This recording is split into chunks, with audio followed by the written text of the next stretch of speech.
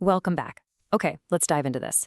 Today we are hitting day 53 of our journey, and we're tackling an absolute beast: Kubernetes and container security. We've spent a lot of time building some pretty complex systems, but today we stop building and we start fortifying. Let's see how we're going to lock this whole thing down. The stakes today are frankly incredibly high. Our ultimate goal here is to truly master the architecture of secure containers. Because, in today's tech landscape, just getting an application up and running, that just doesn't cut it anymore. If it isn't secure, it's a massive liability. We're talking exposed customer data, hijacked compute power, or even a fully breached internal network. No way we want that. So we're taking the raw concepts of containerization and orchestration and applying a really rigorous security lens to them. Basically, we're shifting our mindset from just being builders to becoming actual architects of defense. So here is our game plan for today. We're going to hit 4 main areas. First up, the foundation. Then, image security. After that, runtime security. And finally, we'll bring it all together with the Secure Cluster project. All right, let's kick things off with part 1, the foundation. Here, we're going to look at the 2 core technologies that serve as the absolute base for today's syllabus. And that foundation, of course, starts with Docker. Now, you already know Docker isolates applications into self-contained units, right? But today, we need to start looking at those containers as our very first security perimeter. Understanding exactly where a container's boundaries begin and end, and, crucially, where they actually share resources with the underlying host OS is absolutely mandatory before we can even think about securing them at scale. Now, what's really interesting about this is how Kubernetes steps in. Once you've got hundreds of containers, Kubernetes acts as the conductor of the orchestra. But here's the harsh security reality. By stacking Kubernetes on top of Docker, you aren't just orchestrating workloads anymore.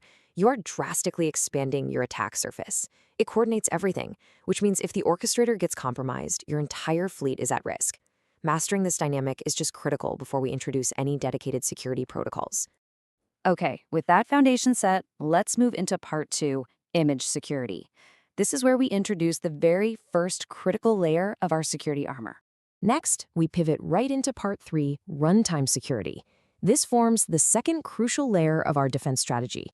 And this brilliantly illustrates why security in this environment absolutely demands a 2-pronged approach.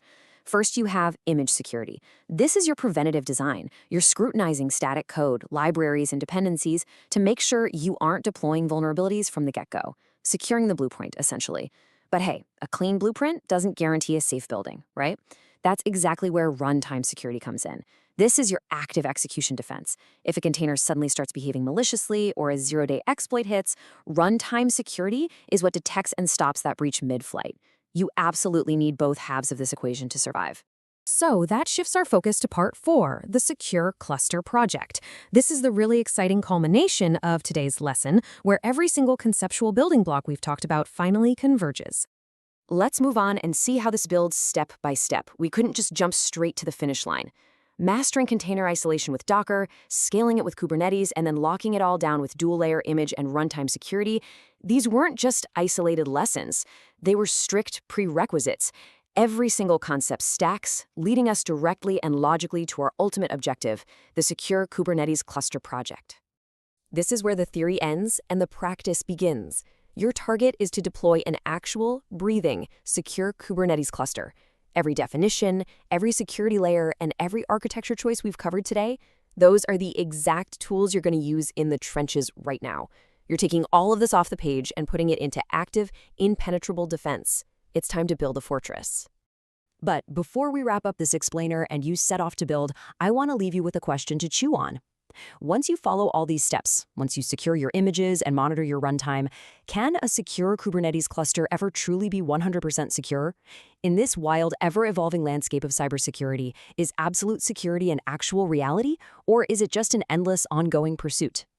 Think carefully about the limits of container defense as you toggle your final project today. It's a fascinating challenge, and I know you're absolutely ready for it. Good luck with the build, and stay hungry for day 54.